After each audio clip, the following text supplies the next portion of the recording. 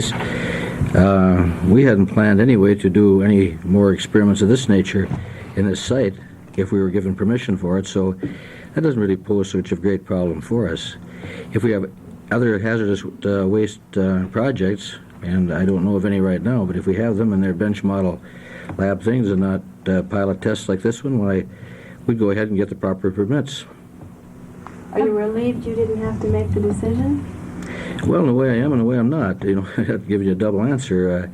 We're perfectly prepared to take the responsibility. This forecloses a lot of the things we were talking about, the options. But as you said from the beginning, as I said from the beginning, the fact that we got the permit would not necessarily mean that we'd go ahead with the project anyway. The only thing is you had to have that before you went on the other decisions. There were a number of other conditions that we know that we were going to look at anyway. And in that sense, this makes it doesn't make it really simpler. We've got to examine all of these things and see what our posture is going to be. And so it may be that this makes it even more complex. But this is fairly definitive. What happens with the money that Union Carbide has already given the university? I'm not sure how much money they've already given to it. The question is how much money we've spent and then what the recovery of those costs will be. We haven't had time to work that out. I just don't know that at this point. Will you recommend them against an appeal of some sort? Well, I'll just say never, but it's highly unlikely we would appeal this. How about reapply? That's another matter.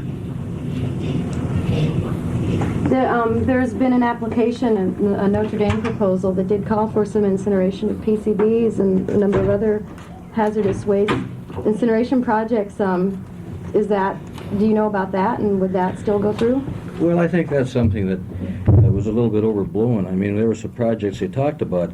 I don't know of anything that we really had going that would be a continuation of this type of a project. There were some comments about the fact that there had been certain proposals written.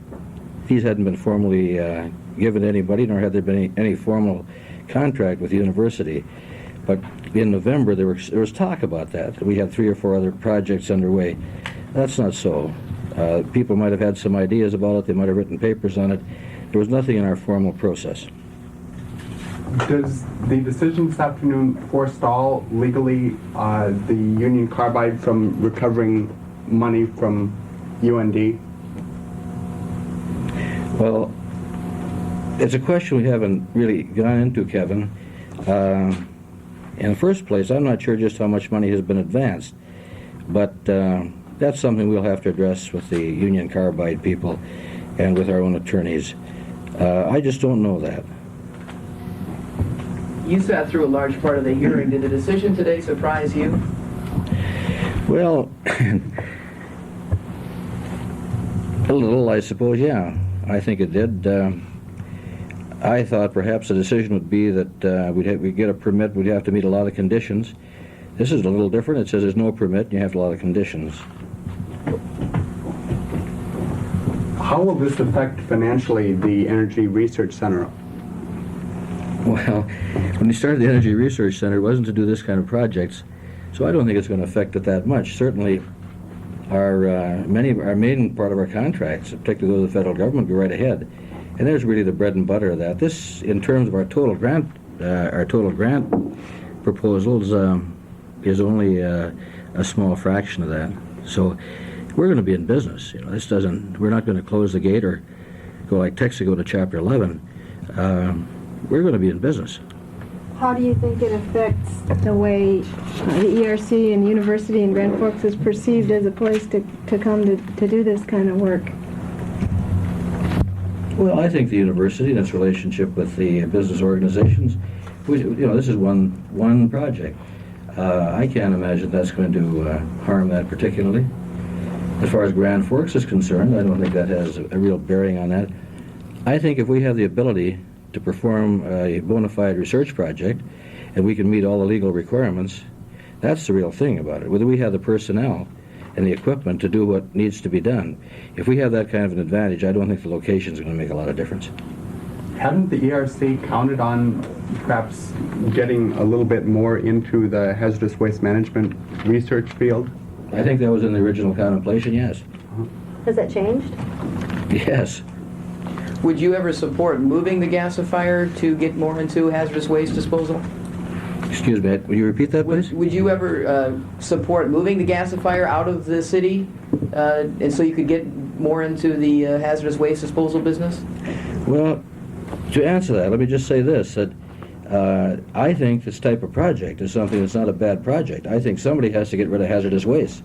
I see nothing wrong with that at all. Location has always been against it from the time we talked about this, and everyone recognized that. But certainly, this type of project needs to be done. Something has to be done about hazardous waste, and if you've got the expertise, if you've got the people with a good scientific minds that can do this, maybe you should go ahead. If we could find a location that would do this, and it would be, you could do it economically, you know, it would be feasible. I don't foreclose that at all. In fact, it was one of the options we've been thinking about, whether we should do this in a different location. Because as you probably noticed from my quotes, I've never been really wild about the location, but it was there in the thought that you might be able to meet all of the safety factors, and safety has been the big objective from the very beginning. That is the whole thing, the safety of the project. So that's where we are on it. You ask me, should we move it? I don't know what the options are. In this kind of a project, no matter where you move it, you know, you're not exactly a welcome citizen. If there's some remote area that we could do this in, or some place that some place where the conditions could be met, and you don't have a lot of objection from the state or from the local community, I don't see any problem with doing it there. I really don't. Are you willing, as Mr. Thompson has suggested this afternoon, to totally foreclose the possibility of any similar type project occurring at the ERC again? The university and its mission doesn't foreclose any projects on any research thing that might be useful. So we're not going to do that. We're never going to say that this is going to be totally without our realm. If a project comes out, it's safe, it's permitted, we can meet all the conditions, I think then the university and its research responsibility can do that. I simply say that at no time will we judge future decisions of the university. Do you see, in meeting those conditions, do you foresee any major changes at the ERC, for example, personnel? No. I don't see any changes in that. These people went into that in a bona fide way. Nobody argues that the project shouldn't be done. It's just really, when it gets down to it, where should it be done? And there might be some question about modifications on the gasifier. I'm not technically knowledgeable enough about that to say. But it really boils down to the fact that it's a project that, from the social standpoint, from the standpoint of what's necessary to do in our country with the waste that they have, it's good that way. It simply gets down to the fact that, is it safe enough to do in its present location? And that's about the gist of it. The people that worked on it have worked hard in good faith and in good conscience, and they've tried to do what they thought was necessary to do, and I think that's the same way with Union Carbide. I see no fault with that. It's simply that the project being done there, the health department doesn't think it should be done at that site, and if you read that carefully, that's about the way it is. Had you secured insurance for this project? The answer to that is yes, we had.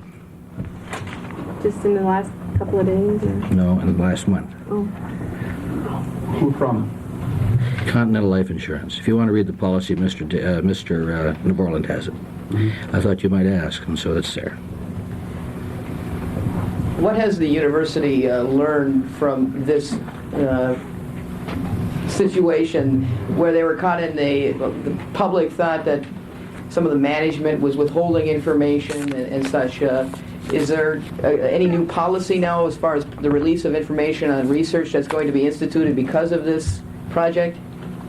No, our policy has always been to leave it open. We never did have any quarrel on that. When we were asked to open up our files on this, we did that. I guess the State Health Department made it clear that even though a citizens group formed and pushed the issue into the public eye, that they didn't have that much influence on the State Health Department's decision. What about your decisions? Would they have been influenced very much by those citizens? You mean if a decision I'd have to make? Why should I speculate on that? What about up to this moment? I've always said from the beginning that the problem with a lot of this was not reality, but the perception of reality. As brought up by those citizens, or? Sure. Whether it's safe or not, there's a lot of perception. There were a lot of people very afraid. And that's something we would have had to weigh in our decision. And I always said that was the difference between reality and perception. But certainly there were a great many people very concerned, and I respected that. And I still do. And that's one of the things we'd have to, if we had had to make the decision, it's one of the conditions that certainly weighed very heavily in our minds. Would you say that this project is dead in the scope it's at right now, on the campus? Well, Robin, you never say again whether anything is dead or not. Of course, I just think that it would be very difficult to continue this for a lot of reasons. But, I've looked at this just 10 minutes, and I was just to read that last page. So I'm not prepared to say that or not. But certainly, the conditions are here, and you can read that in the three conditions. And it's unlikely that in any case we'll ever do that project on this site now, on the ERC site. If we go ahead, it wouldn't be here; it'd be another location. So if for some reason the ERC reapplied and somehow got approval by the State Health Department, you probably wouldn't okay it if the site was UND? Well, before we go ahead with anything like that, we have a pretty good set of guidelines to go by here. And you wouldn't be investing a lot of money and a lot of time unless we were awfully sure that this would be acceptable. And if you look, and as I read it, and I saw that in, I think, the second and third paragraph, both weigh very heavily on location. One, it refers to it as proper location, the second paragraph. The third one said at this location. But there's a window in that if you really wanted to pursue it, but it doesn't seem to me to be a very large one. The second paragraph of the conclusion, the actual ruling, lists about 6 or 7 or so criteria that the ERC must locate or demonstrate, rather, to get an affirmative okay on the application. Does that imply that all of these areas are lacking or deficient right now? I don't know that. I really don't. It says that in a future application, these would be the things that are considered. Whether they're all lacking in this one, I don't know. But that's really moot because this one's turned down. Mm-hmm.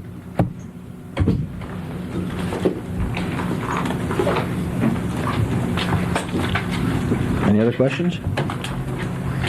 Can you speculate on what you would have done had the decision gone the other way? That's another serial item. I'm going to ask that. I know the things we're looking at. We looked at a lot of things, and that was going to go in the decision. This was just one in a series of factors. But I really can't speculate. Why speculate? It was bad enough having to do it. Have you investigated, or has the ERC investigated any alternative sites? No, we haven't. We've thought about it. In fact, right after the hearings, we thought about it. We thought, well, maybe it's right. We heard all of the testimony, and we talked about, well, maybe it should be moved someplace else where that one factor wasn't that critical. But we never did make any approaches to any company or to any site, except to think about it as an alternative.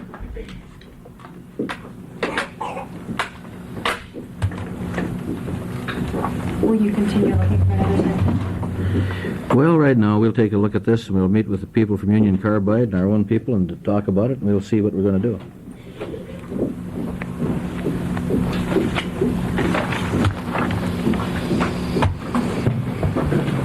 Okay? Thank you. Thanks. Yeah, thank you.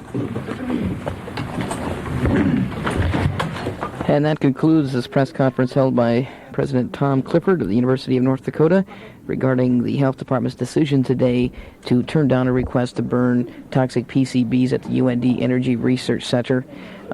President Clifford didn't say a whole lot of concrete information. He did say, though, that it appears that the project will not be appealed to a state district court, and he said that though a project of this sort could be done, but probably not in the middle of town where the gasifier is located right now. It would instead be relocated out of town, and he didn't give us more details than that, but left the door open that UND still might be in the hazardous waste disposal business, but not in the middle of Grand Forks. He would look for a location out of the city where the risk would be much less. And so we'll wrap it up from here, from Twamley Hall at the University of North Dakota. Again, thanking my technician, Roger Moore. For KFJM News, I'm Dale Zocker.